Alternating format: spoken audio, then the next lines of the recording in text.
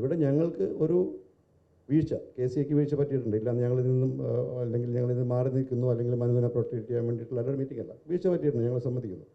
അന്ന് ഞങ്ങൾക്ക് പറ്റിയ വീഴ്ച ഞങ്ങളുടെ അറിവില്ലായ്മ കൊണ്ടാകാതിരിക്കാം. ഇവരെല്ലാവരും വന്ന് ഞങ്ങളുടെ അടുത്ത് ഇങ്ങനെ ഒരു സംഭവം പറഞ്ഞപ്പോൾ ഒരു എന്താ പറയുക, കോച്ചിനെ ട്രാപ്പ് ചെയ്യാൻ വേണ്ടി ഒരു സെലക്ഷൻ്റെ ഭാഗമായിട്ട് ബന്ധപ്പെട്ടെന്ന് വന്ന് പറയുന്നു.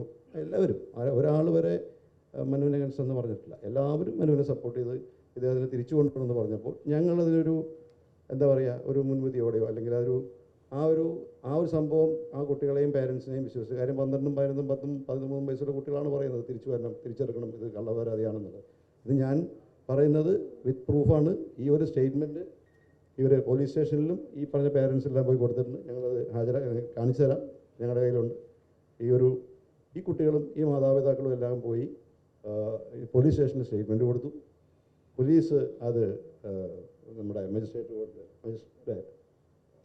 പോക്സോ കോടതിയിൽ ഹാജരാക്കി, കേസ് നടന്നു.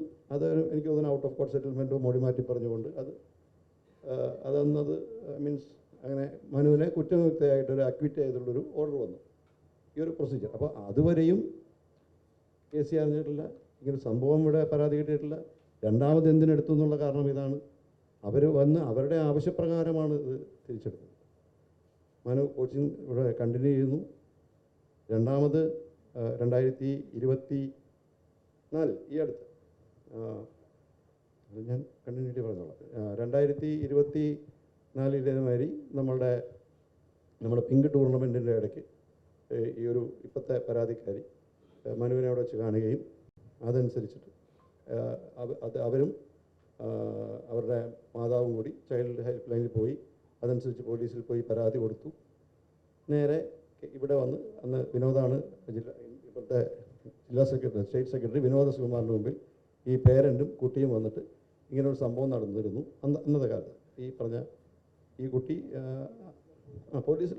പോലീസിൽ പോയി ചൈൽഡ് വെൽഫെയർ കൗൺസിലിംഗ് കഴിഞ്ഞിട്ട് വന്ന് പറഞ്ഞു ഞങ്ങൾക്ക് ഇങ്ങനെ ഒരു പരാതി ഞങ്ങൾ കൊടുത്തിട്ടുണ്ടെന്ന് പറയുമ്പോഴാണ് രണ്ടാമത്തെ ഇപ്പോൾ നടന്ന ഇൻസിഡൻറ്റ് പരാതി കേസ് അറിയുന്നത്. അതിനനുസരിച്ചിട്ട് 2 ദിവസം കഴിഞ്ഞപ്പോൾ ഇതുവരെ തന്നെ 2 പോലീസ് ഉദ്യോഗസ്ഥർ വന്നു ഇങ്ങനെ പരാതി പറഞ്ഞു. അപ്പം അദ്ദേഹം പറഞ്ഞു ഞങ്ങൾ അറിഞ്ഞു പേരൻസ്. അപ്പോൾ അവർ തന്നെ പറഞ്ഞിരുന്നു ഞങ്ങൾ പോലീസ് സ്റ്റേഷനിൽ കംപ്ലയിൻറ്റ് കൊടുത്തിട്ടുണ്ട് എന്ന് പറഞ്ഞ സ്ഥിതിക്ക് പിന്നെ അതിനകത്ത് നമ്മൾക്ക് ഒന്നും ചെയ്യേണ്ട. ഓൾറെഡി ഒരു പോസ്റ്റ് കോഡ് നിയമം അനുസരിച്ച് നമ്മൾ അറിയിക്കണമെന്നാണ്. പക്ഷേ നമ്മുടെ അടുത്ത് പറഞ്ഞത് പോലീസ് സ്റ്റേഷനിൽ ഞങ്ങൾ പരാതി കൊടുത്തിട്ടാണ് വരുന്നതെന്നാണ്. അപ്പം രണ്ടാമതൊരു കംപ്ലയിൻറ്റ് അത് റിട്ടേൺ അല്ല ഓറലി വന്ന് പറഞ്ഞിട്ട് പോയതാണ്. അപ്പോഴും ഞങ്ങൾ നിയമോപദേശം നേടി എന്താണ് ചെയ്യേണ്ടത്. ഇൻ ബിറ്റ്വീൻ പിറ്റേ ദിവസം പോലീസുകാർ അന്വേഷിക്കാൻ വന്നു. അതിൻ്റെ പിറ്റേ ദിവസം നമ്മളുടെ ഈ പരാതിക്കാരിയായ കുട്ടിയുടെ അച്ഛനും മറ്റൊരു കുട്ടിയുടെ പേരൻറ്റും കൂടി സെക്രട്ടറിനെ വന്നു കണ്ടു. ഇതേമാതിരി തന്നെ പറഞ്ഞു ഞങ്ങൾ പോലീസ് സ്റ്റേഷനിൽ പരാതി കൊടുത്തിട്ടുണ്ട്, ഈ ഒരു കുട്ടിക്കും ഒരു അനുഭവം ഉണ്ടായിട്ടുണ്ട്, മറ്റ് പലർക്കും ഉണ്ടായിട്ടുണ്ടെന്നാണ് അറിയാൻ കഴിഞ്ഞതെന്നുള്ള രീതിയിൽ നമുക്ക് വന്നൊരു പരാതി തന്നു. അത് നമ്മളപ്പോൾ തന്നെ കമ്മീഷണർക്ക് SHOയ്ക്ക് നമ്മൾ ഫോർവേഡ് ചെയ്ത് കൊടുത്തു നമ്മുടെ പരാതി കിട്ടിയതനുസരിച്ചിട്ട്. ഈ ഒരു 2 പരാതിയാണ് കേരള ക്രിക്കറ്റ് അസോസിയേഷൻ്റെ മുമ്പിൽ മനു എന്ന ഈ ഒരു കോച്ചിൻ്റെ അഗൻസ്റ്റ് അറിയുന്നത്. അതാണ് കേരള ക്രിക്കറ്റ് അറിയുന്ന സംഭവങ്ങൾ. ഇത് വസ്തുതപരമായ സംഭവങ്ങൾ ഇതാണ്. ഇവിടെ നമ്മൾ മനുവിൻ്റെ പ്രവർത്തനം ന്യായീകരിക്കുന്നില്ല. വളരെ എന്താ പറയുക, നമ്മൾ കേരള ക്രിക്കറ്റ് അസോസിയേഷൻ ഒരു സംഘടനയിൽ സംഭവിക്കാൻ പറ്റാത്ത സംഭവങ്ങൾ തന്നെയാണ് നടന്നിരിക്കുന്നത്. ഇപ്പോൾ നമ്മൾക്കുണ്ടല്ലോ കുട്ടികളും പെൺകുട്ടികളും ചെറിയ കുട്ടികളും. പക്ഷേ നമുക്ക് 11 വയസ്സ് 13 വയസ്സ് കുട്ടികൾ ആ ഒരു രീതിയിലുള്ളവരുടെ ഇങ്ങനൊരു തോട്ട് പ്രോസസ്സ് കൂടി തന്നെ നമ്മൾ പോകുന്നില്ല. പിന്നെ നമ്മൾക്ക് അന്നത്തെ ഈ പറഞ്ഞ പേരൻസിൻ്റെ അവരൊന്ന് പറയുന്നതൊക്കെ അനുസരിച്ചിട്ടാണ് രണ്ടാമത് എടുത്തത്. പക്ഷെ നമ്മൾക്കിപ്പോൾ ആലോചിക്കുമ്പോൾ നമുക്കൊരു തെറ്റ് പറ്റിയിട്ടില്ല എന്ന് പറയില്ല. കാര്യം എല്ലാവരും പറയുന്നവർ തന്നെ ഇങ്ങനൊരു പോസ്കോ കേസിലെ പ്രതിയെ ജാമ്യം കിട്ടി എന്നുള്ള രീതിയിൽ എന്തുകൊണ്ട് നിങ്ങളെടുത്തു, ഞങ്ങൾക്ക് ഉത്തരമില്ല.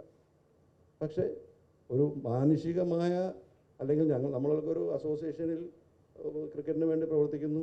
അപ്പോൾ ഒരു ഒരു ടാർഗറ്റഡായ ഒരു വ്യക്തിയായിട്ടാണ് ഇവരെല്ലാവരും വന്ന് ചിത്രീകരിച്ചത്. അത് ഈ പേരൻസ് ഒന്നും നിങ്ങൾ അന്വേഷിച്ചാൽ അറിയാം, ഇൻഡിവിജ്വലി അന്വേഷിച്ചാൽ അവരാരും നിരാകരിക്കുന്നില്ല അല്ലെങ്കിൽ നിഷേധിക്കുന്നില്ല. ഇതാണ് അന്ന് നടന്ന വാസ്തവം. പക്ഷെ നമ്മൾക്ക് ഒരു വീഴ്ച പ്രോപ്പറായിട്ട് എന്തോ ആ ഒരു സംഭവത്തിൽ ഞങ്ങൾ വിശ്വസിച്ചു പോയി. അതിനോടനുബന്ധിച്ച് എന്ത് സംഭവിച്ചു, ഇനി കൂടുതൽ പ്രിക്കോഷൻസ് നമ്മളെടുത്തു. അന്ന് ഈ രണ്ടാമത് എടുത്തപ്പോൾ തന്നെ ഒരു വനിതാ കോച്ചിനെയും കൂടി ഇവിടെ ആ കുട്ടിയുടെ ഒപ്പം മനുവിൻ്റെ ഒപ്പം ഒരു വനിതാ കോച്ചിനെയും കൂടി നമ്മൾ പ്രാക്ടീസ് ചെയ്തിരുന്നു. ഒരു കോച്ചിനെ നമ്മൾ അപ്പോയിൻറ്റ് ചെയ്തിരുന്നു. കൂടുതൽ ക്യാമറകൾ CCTV ക്യാമറകളൊക്കെ വെച്ച് നമ്മുടെ പ്രിക്കോഷൻസ് ഒന്നും തന്നെ എടുത്തിരുന്നു. ഇവിടെ സംഭവിച്ചത് എന്താണ്, നമ്മൾ മീഡിയയിൽ കണ്ടത് എന്താണ്, കേരള ക്രിക്കറ്റ് അസോസിയേഷനിൽ ഒരു പരാതി കിട്ടിക്കഴിഞ്ഞിട്ടും മനുവിനെ നിങ്ങൾ പിങ്ക് ടൂർണമെൻറ്റിന് അയച്ചു. പക്ഷെ മനുവിനെ പറ്റി കേരള ക്രിക്കറ്റ് അസോസിയേഷന് ആദ്യമായി ഒരു പരാതി കിട്ടിയത്, റിട്ടണോ ഓറലിയോ നമ്മൾക്കൊരു പരാതി കിട്ടിയത് ഏപ്രിൽ 19 ആ പരാതി എന്താണെന്ന് വെച്ചാൽ ഇതൊരു പീഡനമോ അല്ലെങ്കിൽ സെക്ഷൽ ഹരാസ്മെൻ്റ് പരാതിയല്ല. ഇപ്പോൾ ഈ പറഞ്ഞ എന്താ പറയുക, നമ്മളുടെ ഈ ഒരു പേരൻറ്റ് ഈ പേരൻറ്റ് ഈ പരാതി ഏപ്രിൽ 19 തന്നതിൻ്റെ കോപ്പി ഞാൻ ഇത് കഴിയുമ്പോൾ നിങ്ങൾക്ക് കാണിച്ചു തരാം. അതിലൊരിക്കലും പറയുന്നത് എന്താണ്, മനുവും അദ്ദേഹത്തിൻ്റെ 2 കുട്ടികൾ, ഒരു പെൺകുട്ടി ഒരു ആൺകുട്ടിയും 2022 മുതൽ ഇവിടെ മനുവിൻ്റെ കീഴിൽ ഡേറ്റ് അതിനകത്തുണ്ട്, ഇവിടെ പ്രാക്ടീസ് ചെയ്തിരുന്നു. അതിൻ്റെ കണ്ടിന്യൂയായിട്ട് ആദ്യമൊക്കെ മനു വളരെ നന്നായിട്ട് കുട്ടികളെ നോക്കിയിരുന്നു.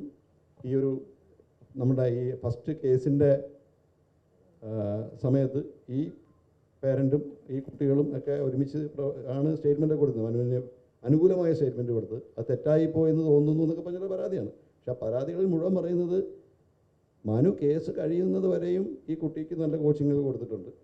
അത് കഴിഞ്ഞപ്പോൾ മനുവിൻ്റെ ബിഹേവിയർ മാറി. വേറൊരു പുതിയൊരു കുട്ടി, ഒരു കാശുള്ള വീട്ടിലെ കുട്ടി വന്നപ്പോൾ, വീട്ടിൽ നെറ്റ്സക്കിളുടെ കുട്ടി വന്നപ്പോൾ ആ കുട്ടിക്ക് കൂടുതൽ ഇമ്പോർട്ടൻസ് കൊടുത്തുകൊണ്ട് ഈ ഇദ്ദേഹത്തിൻ്റെ കുട്ടിയുടെ പരിശീലനം മര്യാദയ്ക്ക് കൊടുക്കുന്നില്ല, ചോദിക്കുമ്പോൾ ബാറ്റിംഗ് ഫാസ്റ്റ് ബോളിംഗ് കളിക്കാൻ പറ്റുന്നില്ല, സ്പിന്നാക്കുന്നു, ഇങ്ങനത്തെ പരാതികളാണ് കിട്ടിയത്, സെലക്ഷൻ സംബന്ധമായ പരാതികൾ. അതുകൊണ്ട് അദ്ദേഹം പത്തനംതിട്ടയ്ക്ക് മാറാൻ പോവുകയാണ്. ആ ഒരു രീതിയിലുള്ള ആ ഒരു പരാതിയിലും ഒരു സെക്ഷൽ ആയിട്ട് ഇത് കുട്ടികൾ ചെയ്തെന്നോ ബാക്കി കുട്ടികൾ ചെയ്തെന്നോ ഒന്നും പറയുന്നില്ല. വേഗമായിട്ടുള്ള ഇതേമാതിരി അദ്ദേഹത്തിൻ്റെ കുട്ടിക്ക് സെലക്ഷൻ കിട്ടാത്തതും മനു എന്ന കോച്ച്, ഞാനിത് കഴിയുമ്പോൾ കാണിച്ചു തരാം അതിൻ്റെ ആ ഒരു രീതിയിലാണ് ഒരു പരാതി. എങ്കിലും ആ പരാതി കിട്ടുമ്പോഴും ഏപ്രിൽ 19 പരാതി കിട്ടി. മെയ് 5 അത് ഈ പേരൻറ്റിന് കേസ് റിപ്ലൈ കൊടുത്തിട്ടുണ്ട്. കേസ് അല്ലെങ്കിൽ ഡിസ്ട്രിക്റ്റിൻ്റെ ആണല്ലോ, ഡിസ്ട്രിക്റ്റിൻ്റെ കോച്ചാണ്.